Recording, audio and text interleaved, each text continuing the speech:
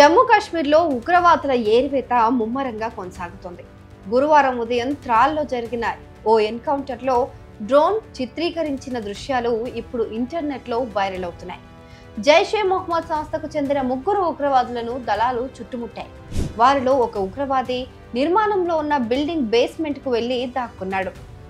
దీంతో అతడి ఆచూకీ కనుగొనేందుకు ఆర్మీ అధికారులు డ్రోన్ కెమెరాను రంగంలోకి దించారు. ఉగ్రవాది ఓ పిల్లర్ చాటున నక్కినట్లు దీనిలో స్పష్టంగా గుర్తించారు. అనంతరం దళాలు అతన్ని మట్టుబెట్టాయి.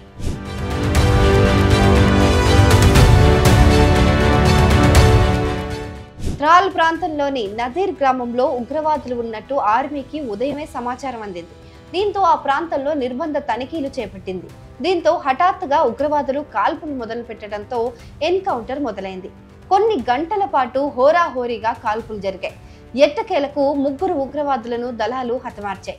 వీరిని ఆసిఫ్ మహమ్మద్ షేక్, అమీర్ నజీర్ వనీ, యావర్ మహమ్మద్ భట్ గా గుర్తించారు. వీరంతా జమ్మూ కాశ్మీర్లోని పుల్వామా ప్రాంతానికి చెందిన వారని తెలుస్తోంది.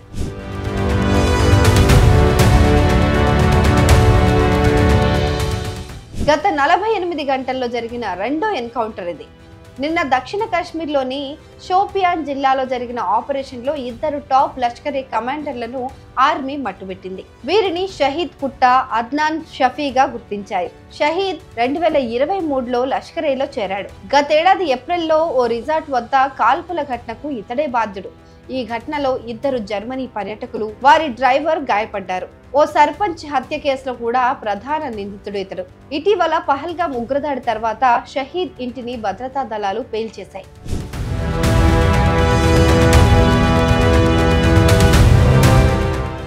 వీటితో పాటు ఉగ్రవాదులను ఏరివేయడానికి army door to door search operation చేపట్టింది.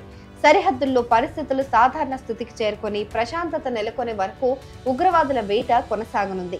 ఇప్పటికే కాశ్మీర్లో భారీ సంఖ్యలో ఉగ్రవాదులు, వారికి సాయం చేస్తున్న వారు ఉన్నట్టు ఆర్మీ గుర్తించింది. దీంతో వీరిని అంతం చేస్తేనే భవిష్యత్తులో పహల్గామ్ లాంటి ఉగ్ర దాడులు జరగవని సైన్యం భావిస్తోంది. అటు ఎల్ఓసి దగ్గర ఉన్న పూంచ్ సెక్టార్లో కూడా పాకిస్తాన్ షెల్లింగ్ లో తీవ్రంగా గాయపడ్డ ప్రజలకు వైద్య సదుపాయాలు కల్పిస్తున్నారు. అటు నివాసాలు కోల్పోయిన వారికి నిత్యావసరాలు అందజేస్తున్నారు.